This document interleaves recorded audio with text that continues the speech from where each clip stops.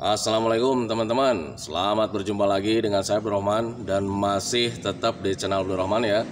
Dan masih tetap juga mengupas tentang seputaran gangguan asam lambung dan anestesi psikosomatis. Nah, di season kali ini saya akan share video tentang bagaimana cara menghilangkan trauma gitu teman-teman ya. Karena untuk orang-orang yang terkena gangguan asam lambung dan anestesi psikosomatis lebih dominan mengalami trauma, dan biasanya traumanya itu terhadap kematian, kemudian takut tentang penyakit yang berbahaya gitu teman-teman ya. Nah, makanya bagi teman-teman yang sekarang sedang mengalami trauma atau ketakutan dari tentang kematian dan kemudian tentang penyakit yang berbahaya, ingin menghilangkan traumanya, tolong tonton videonya sampai habis, jangan di skip biar kalian nanti mengerti, biar kalian nanti paham, dan ketika mengerti dan paham kalian bisa menanganinya dengan mudah. Nah itu teman-teman, makanya tonton videonya sampai habis, jangan di skip. Nah kemudian seperti biasa ya, bagi teman-teman yang baru bergabung, kalau seandainya kalian mau bertanya tentang seputaran gangguan asam lambung dan anestesi psikosomatis, alangkah baiknya kalian tonton dulu video-video saya sebelumnya. Karena untuk seputaran gangguan asam lambung dan anestesi psikosomatis semuanya sudah saya share ya. Dari mulai cerita saya yang terkena gangguan asam lambung dan anestesi psikosomatis, kemudian merasakan 1001 macam sensasi yang sangat tidak nyaman, itu sudah di-share. Dan kemudian bagaimana cara menangani setiap sensasi yang hadir, itu juga sudah di-share. Nah makanya biar lebih jelas, biar lebih detail, alangkah baiknya kalian tonton dulu video-video saya sebelumnya. Nah itu teman-teman ya. Dan kemudian bagi teman-teman yang baru bergabung juga, kalau seandainya kalian belum subscribe channelnya, mohon videonya itu di subscribe dulu ya. Karena untuk subscribe itu tidak memerlukan biaya, tidak memerlukan pendaftaran. Jadi subscribe itu adalah hal yang sangat mudah sekali bagi teman-teman lakukan ya. Jadi teman-teman itu cukup memijit saja tulisan subscribe, biar kenapa? Jujur ya, biar videonya itu cepat berkembang dengan baik. Dan kalau seandainya videonya itu berkembang dengan baik, sudah barang tentu itu akan menambah semangat tersendiri buat saya untuk terus nge-share tentang seputaran gangguan asam lambung dan anestesi psikosomatis ini terhadap kalian. Kemudian yang lebih penting dan yang lebih utamanya, tekan juga tombol lonceng sama tombol like-nya ya, biar kalian itu dapat notifikasi atau pemberitahuan video saya yang terbaru. Karena saya itu akan terus nge-share tentang seputaran gangguan asam lambung dan anestesi psikosomatis ini terhadap kalian, dengan tujuan semoga saja videonya itu menjadi wasilah atau jalan keluar bagi kalian yang sedang mengalami gangguan asam lambung dan anestesi psikosomatis hingga membaik ya, apalagi sampai sembuh total. Amin ya robbal alamin. Ya minimal hanya memberikan motivasi saja, atau lebih minimalnya lagi hanya sekedar menemani kalian yang sekarang sedang merasakan tidak nyamannya dari gangguan asam lambung dan anestesi psikosomatis. Nah itu teman-teman ya. Nah kembali lagi ke topik utama teman-teman ya. Untuk orang-orang yang terkena gangguan asam lambung dan anestesi psikosomatis lebih dominan merasakan ketakutan, takut ini, takut itu gitu teman-teman. Dan itu lahirnya karena memang kita ada traumanya gitu teman-teman. Trauma tentang hal-hal yang tidak kita inginkan. Nah itu teman-teman. Nah sekarang pertanyaannya, Pak, bagaimana nih cara menghilangkan traumanya teman-teman ya gitu ya. Untuk menghilangkan trauma itu hanya dengan pemahaman saja teman-teman ya. Itu gitu. Jadi untuk menghilangkan trauma itu, saya katakan sekali lagi, untuk menghilangkan trauma itu hanya dengan pemahaman saja. Kenapa untuk menghilangkan trauma itu hanya dengan pemahaman saja? Karena trauma itu lahirnya dari pemikiran-pemikiran kita yang salah teman-teman ya. Nah pemikiran-pemikiran yang salah itu biasanya lahirnya karena memang ada pengalaman yang tidak kita inginkan. Itu teman-teman, biasanya ada pengalaman pahit gitu di situ teman-teman, dan pengalaman pahit itu seolah-olah itu berbahaya. Nah itu teman-teman, karena terasanya itu sangat berbahaya. Nah itu teman-teman, karena memang ada pengalaman pahit. Itu yang kedua, bisa karena dari informasi yang salah. Kita melakukan ini itu, kemudian ada rasa tidak nyaman, kemudian ada rasa kurang diinginkan gitu teman-teman, kemudian biasa-biasa saja. Tetapi karena memang ada informasi yang jelek, informasi yang salah, jangan gitu lu, itu berbahaya. Nah nanti tubuh kita menjadi waspada dan akhirnya kita itu enggan untuk melakukannya lagi. Nah itu teman-teman ya, itu trauma biasanya gitu. Jadi trauma itu lahir dari pemikiran-pemikiran yang salah gitu teman-teman ya. Dan kemudian pemikiran-pemikiran yang salah itu lahirnya biasanya karena memang satu, dari pengalaman yang tidak mengenakan gitu teman-teman. Keduanya memang dari informasi yang salah. Itu sepengalaman saya gitu teman-teman ya. Nah sekarang bagaimana Pak cara menanganinya, bagaimana cara memulihkannya, bagaimana cara mengobatinya gitu teman-teman ya. Itu hanya dengan pemahaman saja gitu teman-teman ya. Tanamkan dalam pikiran bahwa semua itu tidak akan terjadi teman-teman ya. Gitu, berpikir logika saja, pahami saja gitu teman-teman ya. Oh iya, itu pengalaman pahit misalkan gitu teman-teman, seolah-olah kita itu mendekati kematian. Cuman seolah-olah. Nah itu teman-teman ya, nah makanya pahami saja ke sana. Kemudian kalau misalkan kalian mendengarkan informasi dari orang lain, itu sampai detik ini kalian kan cuma baik-baik saja. Nah itu teman-teman, waspada mungkin sih memang harus gitu teman-teman. Tetapi kalau waspadanya berlebih, itu bisa menyebabkan kalian itu terkena trauma tanpa disadari. Nah itu teman-teman, itu pengalaman saya. Jangan selalu itu berbahaya, akhirnya kita tidak dilakukan gitu teman-teman ya. Waspadanya semakin tinggi dan akhirnya ruang lingkup menjadi terbatas dan tanpa disadari itu menjadi trauma tersendiri. Nah itu teman-teman, makanya pahami saja ke sana. Jadi untuk menghilangkan traumanya yaitu hanya dengan pemahaman.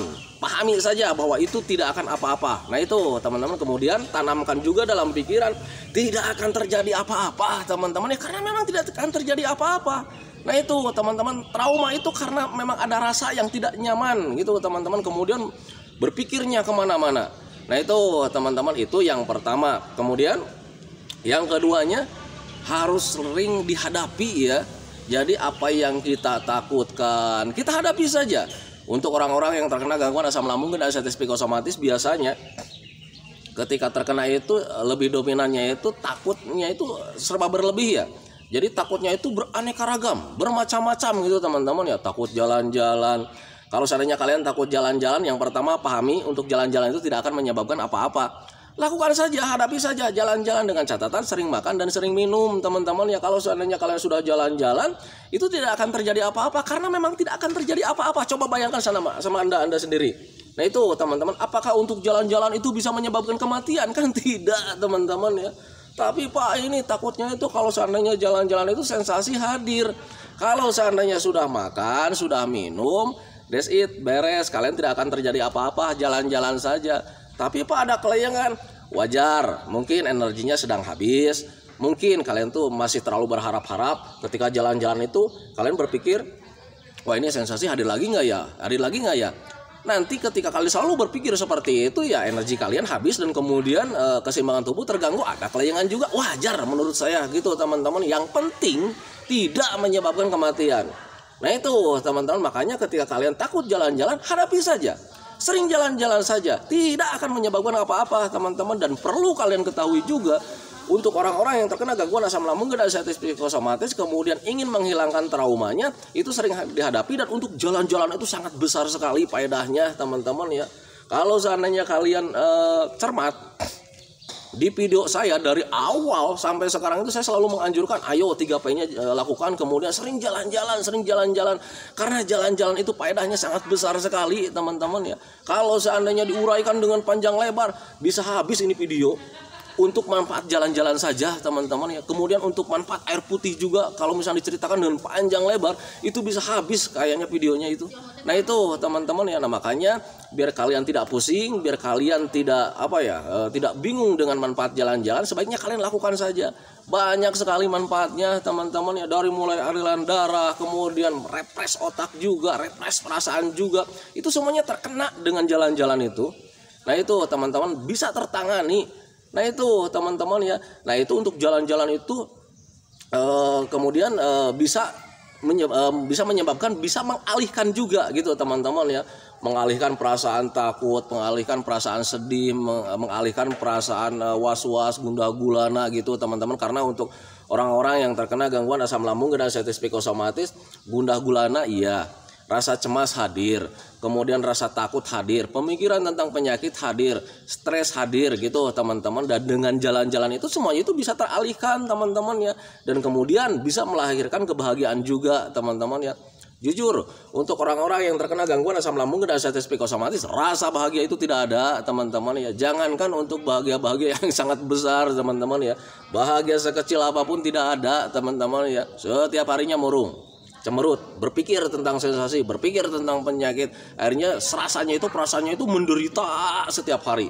Nah itu teman-teman, dan ketika kalian jalan-jalan semuanya teralihkan gitu teman-teman. Selain kita menghadapi untuk pelatihan dari trauma, untuk melatih kebahagiaan lagi gitu teman-teman ya, jalan-jalan itu bisa mengalihkan pemikiran-pemikiran yang tidak benar gitu teman-teman ya, bisa mengalihkan kesedihan kita, bisa mengalihkan penderitaan kita, bisa mengalihkan stres kita.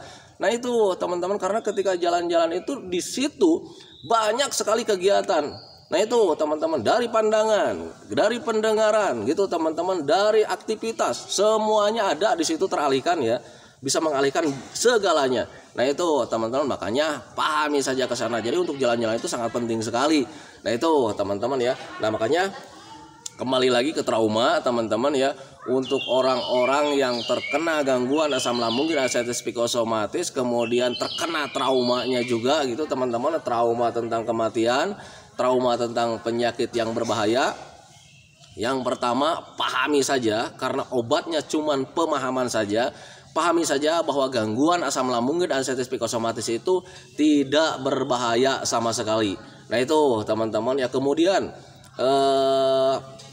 untuk asam lambung dan ascites psikosomatis, pahami juga bahwa semuanya bakalan kembali normal gitu teman-teman. Kalian itu bakalan sembuh total gitu teman-teman ya, karena memang bakalan sembuh total gitu teman-teman ya. Dan kemudian untuk takut penyakit yang berbahaya, kalian percayakan saja sama dokter. Jadi ketika dokter bilang, Pak, Bu, kalian itu cuman terkena gangguan asam lambung, ya sudah, that's it, asam lambung saja. Jangan terlalu penasaran, karena untuk orang-orang yang terkena gangguan asam lambung dan ascites psikosomatis, rasa penasaran itu semakin hebat ya. Jadi ketika sama dokter itu diagnosa cuman asam lambung, tetap aja penasaran gitu teman-teman, selalu check up lagi.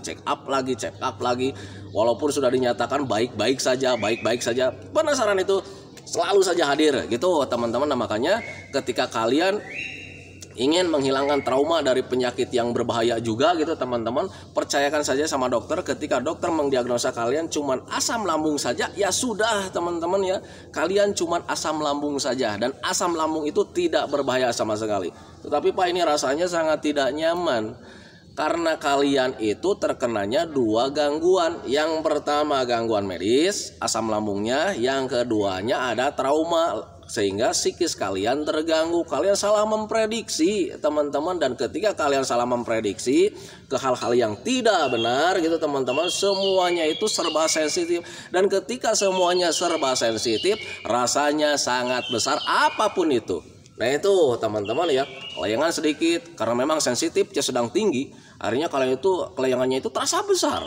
Nah itu teman-teman ya, kembung sedikit karena sedang sensitif, baik perasaannya, pemikirannya, badannya, semuanya serba sensitif, akhirnya kembung sedikit itu terasa besar. Nah itu teman-teman, makanya pahami saja ke sana. Jadi terima saja bahwa kalian itu sekarang itu sensitifnya itu sedang besar. Nah itu teman-teman, pahami saja ke sana. Dan ketika kalian sudah mulai memahami ke sana, kemudian bisa menerimanya juga, kalian nanti bisa berpikir dengan jernih. Oh iya, ini sekarang sedang sensitif, ini ada begah, nggak apa-apa, begahnya cuma sedikit. Nah itu teman-teman ya, jangan sampai begahnya itu kalian itu mengganggu aktivitas kalian. Mentang-mentang kalian sedang begah karena memang sensitifnya sedang besar, kalian turuti perasaan kalian. Ini sedang begah, saya mau jalan-jalan takut, akhirnya diem gini, sering rebahan, mau sampai kapan? Nah itu teman-teman ya. Nah jadi ketika mulai menyadari bahwa sensitif kalian sedang benar-benar tinggi, kurangin saja sensitifnya. Dengan cara seperti apa? Yang pertama tadi pemahaman, yang keduanya lawan saja teman-teman. Itu hal biasa. Kalian mengalami begah, dulu juga kalian mengalami begah. Nah itu teman-teman, tetapi begah dulu kalian bebas-bebas saja. Kalian beraktivitas, kalian jalan-jalan, ada cuman pergerakannya mungkin tidak terlalu maksimal gitu teman-teman. Banyak orang yang nanya, kenapa lo sekarang kerja jadi begitu? Gak tahu nih, lagi nggak enak perut, gak tahu nih, lagi begah, kan gitu ya. Tidak ada trauma di situ, tidak ada ketakutan. Nah sekarang kalian begah sedikit, murung, kemudian rebahan, duduk manis, mau sampai kapan teman-teman ya? Nah itu, nah makanya mulai dari sekarang ketika sudah mulai memahami ke sana, bangkit gitu teman-teman ya, karena memang harus bangkit ya. Ngapain kalian terlalu berdiam diri di rumah rebahan? Itu tidak akan membangun kalian teman-teman ya. Dari mulai kesehatan kalian tidak akan terbangun, dari mulai produktivitas hidup kalian itu tidak akan terbangun teman-teman ya.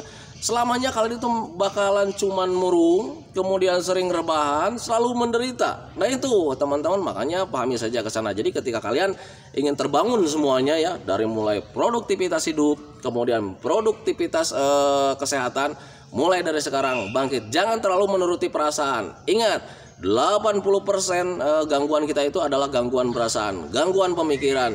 Selebihnya, sekecilnya cuman gangguan medis. Nah itu teman-teman, tetapi untuk medis hal yang sangat biasa. Dulu kalian mengalaminya dan kemudian karena memang tidak ada trauma, kalian untuk medisnya sembuhnya dengan sangat sederhana, kemudian sebentar. Karena memang sebentar untuk medis asam lambung itu. Gitu teman-teman ya, selama kalian menjaga makan dan minumnya, that's it, paling lama itu 1 bulan gitu teman-teman. Dan kalau misalnya kalian sekarang itu, Pak saya itu sekarang udah bertahun-tahun, bahkan udah berpuluh-puluh tahun, nah berarti fix pemahaman kalian yang salah gitu teman-teman ya. Selalu berandai-andai kemana-mana, karena untuk gangguan asam lambung dan diabetes psikosomatis, kambuhnya itu lebih dominan karena kitanya stres, terlalu berharap-harap gitu teman-teman. Biasanya untuk orang-orang yang terkena gangguan asam lambung dan diabetes psikosomatis itu ada kalanya berharap-harap tentang penyakit.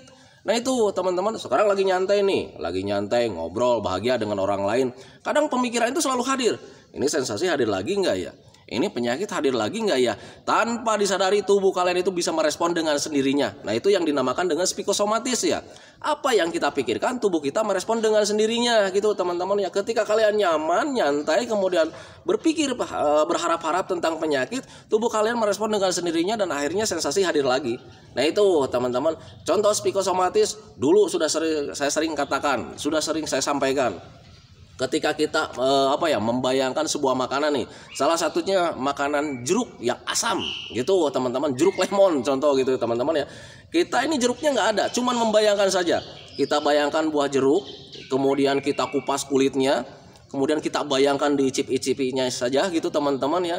Itu tubuh kita merespon dengan sendirinya. Jeruknya cuman bayangan, tetapi tubuh kita bisa merespon dengan sendirinya. Contohnya apa? Air liur kita keluar dengan sendirinya teman-teman ya. Nah itu yang contoh kecil untuk psikosomatis. Apa yang kita pikirkan, tubuh kita merespon dengan sendirinya. Contoh kecilnya, kita membayangkan buah jeruk, ketika kita kupas, kemudian kita bayangkan untuk mengicip-icipnya, itu jeruknya jeruk yang sangat asam sekali. Kemudian tubuh kita merespon dengan sendirinya, ada air liur yang keluar. Nah itu teman-teman, itu salah satu contoh bayangan gitu teman-teman. Makanya pahami saja ke sana. Jadi untuk saat ini jangan terlalu berpikir tentang penyakit atau berharap-harap tentang penyakit. Belajar masa bodoh. Ketika kalian melakukan aktivitas yang menyenangkan, melakukan kebahagiaan, melakukan sosialisasi dengan orang lain, jangan pernah kalian berpikir tentang ini penyakit hadir lagi nggak ya, ini penyakit hadir lagi nggak ya. Jangan seperti itu. Belajar masa bodoh. Ketika kalian beraktivitas saja. Jangan terlalu berpikiran, banyak pikiran. Nah itu teman-teman, makanya pahami saja ke sana biar kalian itu cepat membaik, cepat sehat lagi. Belajar fokus saja. Jalan-jalan saja. Kemudian masih ada ketakutan, tanamkan dalam pikiran untuk jalan-jalan tidak menyebabkan kematian. Nah itu teman-teman, yang menyebabkan kematian itu kalau seandainya kalian jalan-jalannya sudah 2 hari tidak makan, tidak minum. Nah itu teman-teman, itu bisa kalian meninggal dunia. Nah itu teman-teman, makanya pahami saja ke sana. Kemudian untuk hal-hal yang lainnya kayak macam takut penyakit yang berbahaya, khusus untuk asam lambung itu tidak berbahaya. Asam lambung dan diabetes psikosomatis itu tidak berbahaya sama sekali. Ketika kalian sudah diagnosa sama dokter, ini cuman asam lambung saja, ini cuman GERD saja, ini cuman dispepsia saja, ini cuman gastritis saja, nggak apa-apa teman-teman. Itu seputaran pencernaan, nggak berbahaya. Dulu juga kalian mengalaminya. Nah itu teman-teman, makanya pahami saja ke sana. Jadi untuk orang-orang yang terkena gangguan asam lambung dan diabetes psikosomatis, tenang saja, ini tidak berbahaya. Yang harus kalian fokuskan itu melakukan metodenya gitu teman-teman, kayak macam di trauma itu teman-teman ya. Seandainya kalau misalnya kalian ada trauma, masih mengalami ketakutan ini, itu kalian harus membangun pemahaman kalian bahwa apa yang dirasakan sekarang itu buat kalian, untuk kalian itu keterkaitannya memang dari asam lambung. Cari keterkaitannya. Kemudian jangan pernah mengait-ngaitkan tentang dengan kematian. Nah itu teman-teman, kelayangan sedikit kalian hubung-hubungkan dengan kematian. Jangan seperti itu. Oh kelayangan, oh mungkin ini energinya sedang habis. Masih kelayangan, oh ini mungkin ada stresnya juga, masih banyak berpikir tentang penyakit juga. Nah itu teman-teman. Nah cara menanganinya untuk kelayangan, perbanyak makan, kemudian hindari stresnya. Cuman seperti itu gitu teman-teman, kalau seandainya kalian sudah bisa berpikir tentang yang jernih-jernih gitu teman-teman ya. Kemudian untuk menghilangkan traumanya itu dihadapinya juga gitu teman-teman. Apa yang kita takutkan hadapi saja gitu teman-teman. Setiap hari biar kita itu menjadi bisa. Ingat, kita itu bisa karena terbiasa. Nah itu teman-teman ya. Kemudian alihkan juga dengan kebahagiaan, lakukan aktivitas yang menyenangkan, lakukan hobi-hobi yang menyenangkan, karena untuk kebahagiaan itu bisa melupakan segalanya. Itu teman-teman, itu sepengalaman saya. Nah makanya pahami saja ke sana. Nah itu teman-teman ya, video dari saya tentang bagaimana cara menghilangkan trauma, bagaimana cara menghilangkan ketakutan. Teman-teman ya, saya sampaikan sekali lagi bahwa trauma itu lahirnya karena memang dari pemahaman yang salah gitu teman-teman ya, dari pemikiran yang salah. Biasanya pemikiran yang salah itu lahir karena memang kita mempunyai pengalaman yang pahit, pengalaman yang tidak kita inginkan, seolah-olah itu menjadi ketakutan tersendiri ya. Dan kemudian yang keduanya, trauma itu lahir karena memang dari informasi yang salah gitu teman-teman. Biasanya dapat kabar dari orang lain begini, akhirnya kita menjadi takut sendiri, akhirnya kita itu menjadi trauma. Nah itu teman-teman, kemudian cara menanganinya yaitu dengan pemahaman. Teman-teman pahami saja bahwa semua itu tidak akan terjadi, apa yang kita takutkan itu tidak akan terjadi.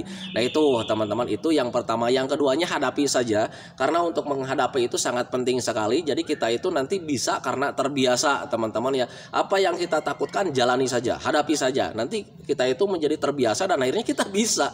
Nah itu teman-teman ya, itu yang keduanya. Yang ketiganya, alihkan pemikiran-pemikiran yang salah itu dengan kebahagiaan. Melakukan hobi-hobi yang menyenangkan, melakukan aktivitas yang menyenangkan, itu sangat penting sekali. Nah itu teman-teman, makanya pahami saja. Nah itu teman-teman ya, sebelum saya akhiri videonya, seperti biasa saya selalu mendoakan sama teman-teman itu, semoga saja teman-teman itu cepat sehat lagi, cepat sembuh lagi, cepat kembali lagi ke keadaan kalian yang dulu, baik semangatnya, moodnya, tertawanya, kebahagiaannya, pokoknya kehidupan kalian yang berwarna yang dulu itu semoga saja cepat kembali lagi, karena memang saya yakin 100% bahwa keadaan kalian yang dulu itu sangat dirindukan sekali. Nah itu teman-teman, kemudian doakan saya juga teman-teman ya, agar saya itu tetap sehat, tetap kuat, tetap ceria, agar masih bisa tetap menemani kalian. Nah itu teman-teman ya, santikan videonya teman-teman ya. Assalamualaikum warahmatullahi wabarakatuh.